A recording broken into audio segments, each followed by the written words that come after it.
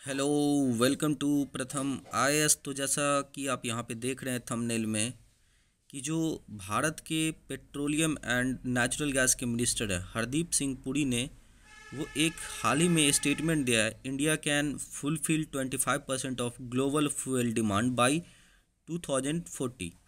अब देखिए, इनके बातों को हम यहाँ पे विश्लेषण करने की कोशिश करेंगे और ऐसा क्यों बोल रहे हो और वो कौन कौन सी स्टेप्स हैं कि फ्यूल की जो डिमांड रहेगी उसमें इंडिया का कंट्रीब्यूशन 25% रहेगा। तो चलिए इसके स्टेटमेंट को हम यहाँ पे विश्लेषण करते हैं। और इससे पहले अगर आपने प्रथम आवाज़ को सब्सक्राइब नहीं किया है देन डू सब्सक्राइब। तो देखिए, सबसे इम्पॉर्टेंट चीज़ ये अभी ट्यूसडे को इन्होंने एक प्रेस कॉन्फ्रेंस के दौरान इन्होंने बोला कि भारत की जो एनर्जी डिमांड है वो बढ़ती जा रही है। जो पर ईयर उनकी जो ग्रोथ रेट है ओवरऑल वो 8% से यहाँ एनर्जी की बढ़ रही है। और रीज़न भी है। देखिए, एक तो पहली बात है कि मैं आपको पीएम का एक स्टेटमेंट दिखाता हूँ।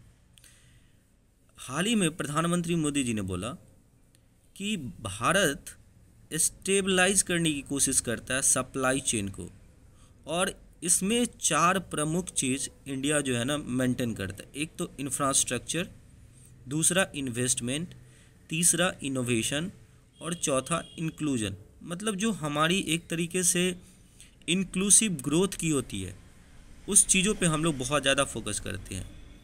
और आपको पता होगा कि हमारी जो टोटल अगर आप एनर्जी सप्लाई बास्केट को देखिए तो हम ज़्यादातर चीज़ें इंपोर्ट करते हैं, स्पेशली जब आप क्रूड ऑयल की बात करोगे।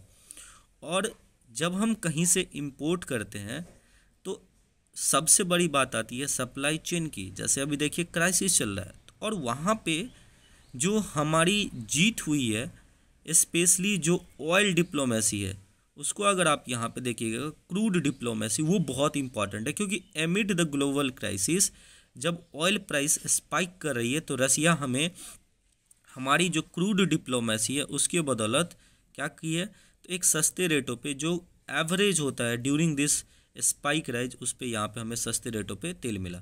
और यही कारण है कि जो एक बैलेंसिंग डिप्लोमेसी इंडिया की चलती है और साथ साथ जो पॉपुलेशन हमारा दिन प्रतिदिन इंक्रीज कर रहा है उसके कारण से बाई 2040 हमारी जो टोटल एनर्जी में कंट्रीब्यूशन होगी वो 25% ऑफ ग्लोबल फ्यूल होगी। और यही रीज़न है कि मिनिस्टर साहब ने यहाँ पे हाईलाइट किया। साथ ही साथ इसमें हमारी जो रेन्यूएबल एनर्जी की तरफ मूवमेंट है, चाहे एथेनॉल की ब्लेंडिंग हो, चाहे जो हम लोगों ने सोलर अलायंस यहाँ पे फॉर्म किया था फ्रांस के हेल्प के साथ, उसमें जो डाइवर्जन है। हालांकि मैं एक सेपरेट वीडियो लाने वाला हूँ कि भारत जिस तरीके से हाल ही में हाइड्रोजन मिशन लॉन्च किया, नेशनल हाइड्रोजन मिशन, जिसमें हम हाइड्रोजन फ्यूल को जनरेट करेंगे, उसमें चाइना किस तरीके से सेंध लगाने वाले, उस पर हम एक आपको स्पेसिफिकली वीडियो लाएंगे। लेकिन भारत जो 20% की जो एक तरीके से आप बोल सकते हैं इथेनॉल ब्लेंडिंग है उसकी टारगेट जो है ना 2025 तक पूरा करने की कोशिश की है। और देखिए, ब्लेंडिंग का मतलब क्या होता है कि अगर 1 लीटर आपको तेल है तो अगर आप उसमें 20% ब्लेंड करते हो तो लगभग 200 ml के आसपास उसमें इथेनॉल होंगी, जो मोलासिस, शुगर, सड़े हुए चावल इन सब से बनता है। और जो आपका 80% होगा वो क्रूड ऑयल का रिफाइनरीज होगा। ठीक है, तो ये सारी चीज़ें 2025 तक का इंडिया टारगेट रखा है। और दूसरी बात क्या है कि इंडिया ने जो अपनी सप्लायर है उसको बढ़ा दिया। देखिए, भारत 2006-07 के आसपास 27 कंट्रीज से जो है ना यहाँ पे तेल मंगवाते थे, और उस टाइम पे पॉपुलेशन भी आज से पहले कम थी। वहीं अब 2021-22 में 39 कंट्रीज से मंगवाती है। और इसमें जो अब्रप्ट चेंजेस देखने को मिली है डाइवर्जन यहाँ पे डिप्लोमेसी में, कि हम लोगों ने अब न्यू सप्लायर लाइक्स कोलंबिया, रसिया से, तो आपको पता होगा कि यूक्रेन इन्वेजन के दौरान कितना ज़्यादा हम लोगों ने तेल की, रसिया हमारी सबसे बड़ी एक्सपोर्टर हो गई तेल का। ठीक है, लीबिया, गैबोन, इक्वेटोरियल गुयाना, ये सब सारी कुछ कंट्री, इवन यूएस से भी हम लोग जो है ना, जब यूएस को कुछ डराना धमकाना रहता है इंडिया को, देखिए मैं आपके सप्लाई चेन को मेंटेन करता हूँ, हालांकि वो तेल हमें महंगा ही पड़ता है, तो कोशिश करते हैं कभी कभी। लेकिन जो इम्पोर्टेंट है, इतनी ज़्यादा इंडिया की इम्पोर्टेंट है कि हम लोग जब ऑयल की इम्पोर्टेंसी देते हैं तो फिर वर्ल्ड पावर को भी नीचे झुकना पड़ता है कि नहीं, बात तो सही है कि ये लोग अपनी लोगों की डिमांड को यहाँ पे पूरा कर रहे हैं। और जो सप्लाई चेन को बैलेंस करने की बात है वो यहाँ पे कहीं ना कहीं अच्छी भी लगती है। दूसरा बात है कि जैसा मैंने आपको बताया ऑलरेडी इंडिया ने 10% ब्लेंडिंग को पूरा कर लिया है, तो ये भी एक स्टेप्स है हमारी अपनी ऑयल के कंट्रीब्यूशन में, क्योंकि जो इम्पोर्टेंस है इंडिया की वो हमेशा बनी रहेगी 21st सेंचुरी में। उसके बाद है आपको यहाँ पे कि India will achieve 20% of ethanol blending by 2025। तो ये सारी जो स्टेप्स है वो कहीं ना कहीं जो हमारी एम है $10 ट्रिलियन इकोनॉमी की जो स्ट्राइड्स को वो पूरा करने में इंडिया की मदद करने वाला है। अगर आप ये देखोगे तो हाल ही में एक रिपोर्ट आया था आपको मिनिस्ट्री, इंडियन ऑयल मिनिस्ट्री जो petroleum planning and analysis cell है उसका, कि during the 9 month in December, मतलब स्पेसिफिकली आप बोल सकते हैं जब से इन्वेजन हुआ है वहाँ से लेकर के और 2022 के दिसंबर तक जो इंडिया की ऑयल डिमांड है वो लगभग 4% ऊपर चली गई प्रीवियस मंथ से, और साथ ही साथ 3.1% की ईयर ऑन ईयर ग्रोथ देखने को मिलता है।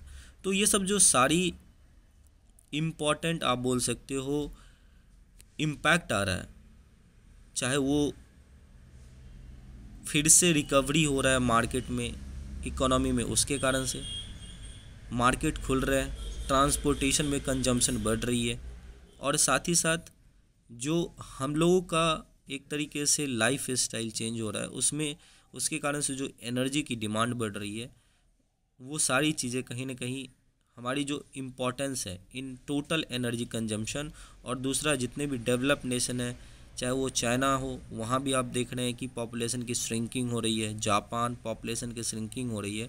तो बाई 2040 ये सारी चीज़ें एक तरीके से आप देखोगे तो अल्टीमेटली इंडिया की पॉपुलेशन वो ग्रोथ करने वाली है, और वही कंपैरेटिवली दूसरे कंट्री की पॉपुलेशन यहाँ पे कम होने वाली है। तो जो हमारी कंट्रीब्यूशन होगी एनर्जी में वो इंडिया की यहाँ पे ज़्यादा होने वाली है, और ये चीज़ें कहीं ना कहीं जो है ना आप एक तरीके से बोल सकते हो कि जब नेशनल हाइड्रोजन मिशन, तो वहाँ पे हम लोगों ने इवन ऑयल डिपेंडेंट होने के बाद भी कोशिश किया कि जो हमारी नेशनल डिटरमाइंड कंट्रीब्यूशन है पेरिस एग्रीमेंट में, जो हम लोगों ने एक तरीके से कोशिश किया कार्बन एमिशन को कम करने के लिए, उसके लिए भी हम लोग अभी हाल ही में भारत सरकार ने 20,000 करोड़ रुपए का national green hydrogen mission launch किया है।